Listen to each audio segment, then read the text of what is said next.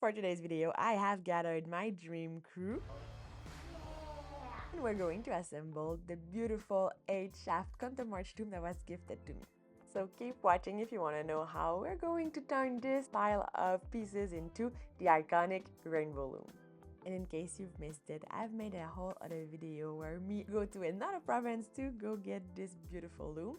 I'll link it down below if you want to watch it. But now let's go back to the main video and let's assemble this loom.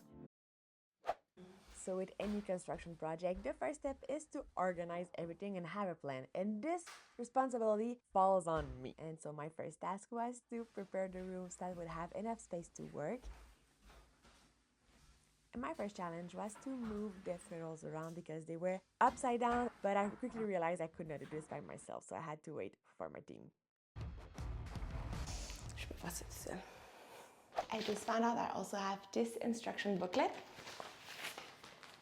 And it's all numbered, so it should be really helpful with the rest of the assembly.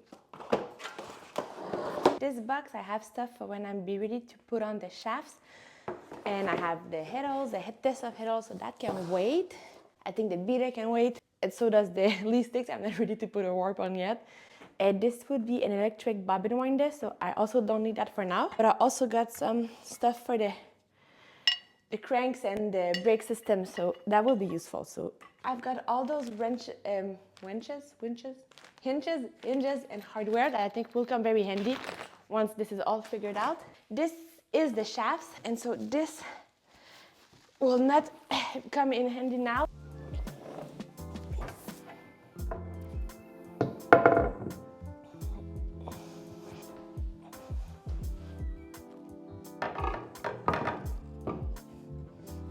That's my cats.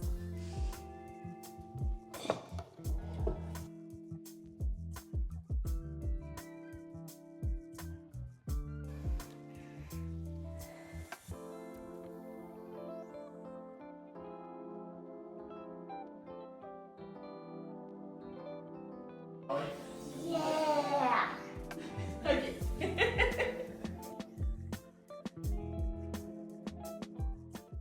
This was definitely a 4-man job, and I got so confused about those treadles because they are completely the opposite of what I'm used to with my counterbalance loom. So basically those treadles are attached to a bar, and with my counterbalance loom the bar is facing me while I weave, so it's at the front, but with my Countermarch loom it is at the back of the loom. Also, when I'll be pushing the treadles, I will be pushing only the tip of them, and it is those small differences that make it all much more interesting. Assembling the frame was actually pretty straightforward. There was really only one way to put the pieces together. And safety first, I love to put felt tack under everything.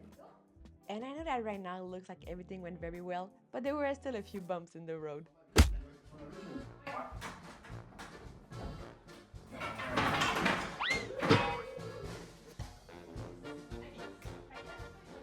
Setting up the frame is one thing, but fixing all of the pieces together is another.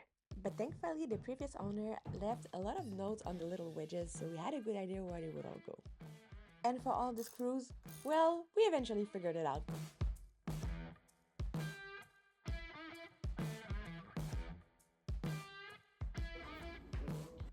And my mom took a shot at filming. Do you think I should hire her?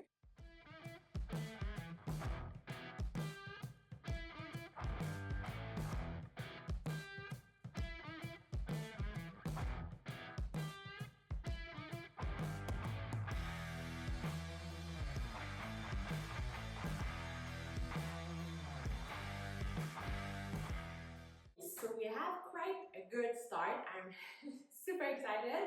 So most of the frame, well, all of the frame is pretty much assembled, and it is big. It's not a small loom. With the different pictures and a few videos online, I could pretty much gather which piece had to go where. So this really wasn't so bad. Bit of a challenge, but totally manageable.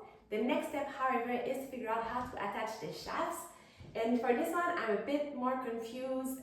According to the book, I should actually beam a warp first and then figure it out, but they seem to be already kind of assembled together and attached together, so maybe I can already start doing it.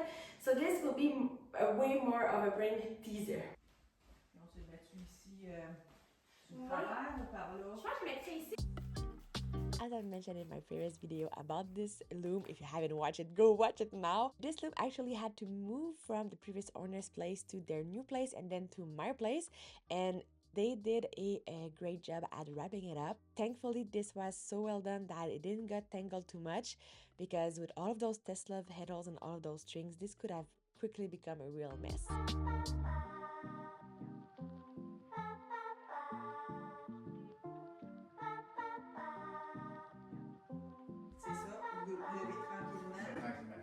And here again, we started working on the pieces with them being the wrong side. So we had to turn it around. So basically there is a wooden structure that is holding all of the shafts hanging together. And on this wooden structure, we can see a lot of metal pins sticking out. And on some of those metal pins, there are some red little nubs. And those red nubs needs to be facing the front of the loom.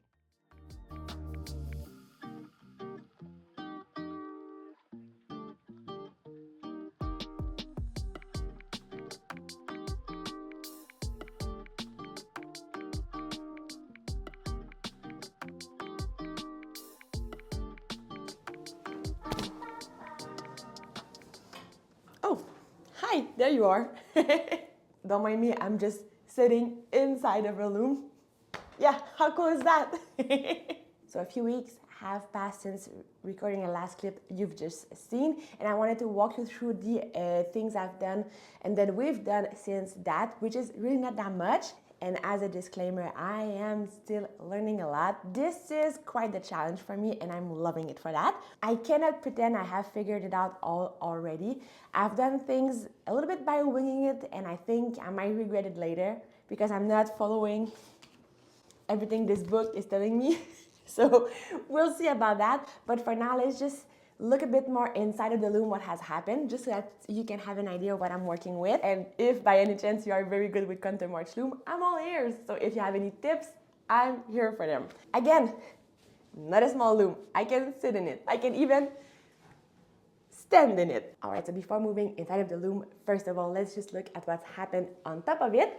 And so in the last clip, you saw us putting the shaft holders on top of the frame, and it has stayed there ever since. So it's basically just sitting there. Also here we have the beater that we just put there. So the beater also just sits in one of the notches. So we can basically choose which notches we want it to sit in.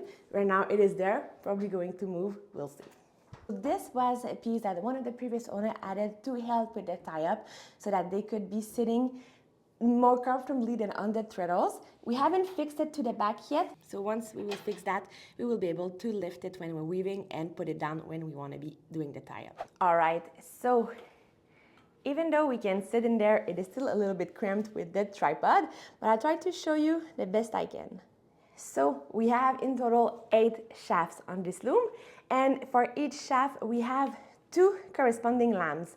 We have the short one and the big one, although here they're pretty much big, the 2 of them, but we have 2, and those are also all attached to the treadles down. I will not be explaining how it works because I still need to fully comprehend it to explain it, but I'll be probably showing a lot more of this once I do my first warp. And it is super helpful that it has been all color-coded because now it is easier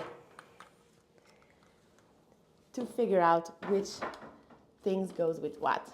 So we have the bottom lambs that are all attached here. The other one are hanging on the shafts. And of course, everything is also attached down here. All of the shorter lambs, so the ones that are on top, they all have one big screw in them, and there's this purple, let's say, guide where they are traveling through. So I'm guessing that this was probably necessary to make sure that they would all stay in line and they wouldn't like hit each other or really just behave well. So now that would be the end of today's video. Thank you so much for joining me on my weaving journey. I feel like I'm always figuring things out here on YouTube, but I think that if I'm learning from this, you can probably also learn. And I think that's just the great joy of having such a good community here on YouTube. So thank you for being part of it. Thank you for joining me, and see you soon on this loom. I'm also going to do new videos on the other looms just because I need things that I already know how they work. So thank you again for being part of my community. Thanks again for being part of my journey, and I'll see you soon. Bye-bye. Thanks again for watching, and don't forget to check out my Patreon page for more exclusive content with my members. I share monthly updates, vote on upcoming projects, exclusive projects, and much more. Thank you in advance for your support.